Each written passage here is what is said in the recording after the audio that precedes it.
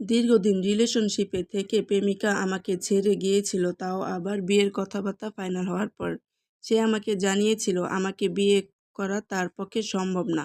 কেন করতে পারবে না সেটা কারণ সে আমাকে ব্যাখ্যা করেনি। আমিও আর এর কারণ জানতে চাইনি। মনের কষ্টে নিজেই নিজেকে বোঝানোর চেষ্টা করি এবং আস্তে আস্তে স্বাভাবিক লাইফে ফিরে আসি। আমার ভার্সিটি জীবনে বেস্ট ফ্রেন্ড ছিল একটা মেয়ে। গ্র্যাজুয়েশন কমপ্লিট করার পরেই তার বিয়ে হয়ে যায়। ভার্সিটিতে তার কোনো প্রেমিক ছিল না। সে অসাধারণ একটা মেয়ে ছিল। সবার সাথে তার ভালো সম্পর্ক ও পরোপকারী।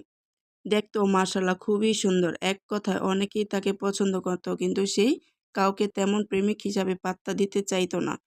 তার সব কথা আমার সাথে শেয়ার করত। তার জীবনের সবথেকে ভালো বন্ধু ছিলাম আমি। আমার প্রেমিকার সাথে সম্পর্কটা সে জানতো। এই সম্পর্কের ব্যাপারে সে আমাকে অনেক সাহায্য করেছে। আমাদের দুজনের ঝগড়াঝাটি সে মধ্যস্থতা করত সবসময়।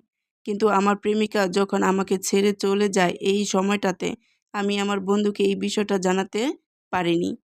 সে তখন ইউকেতে স্বামীর সাথে। আমি জানতাম। তো এই গল্পটা একটা ভাইয়ার মুখের থেকে শোনা। সবাই ভালো থাকবেন। আল্লাহ হাফেজ।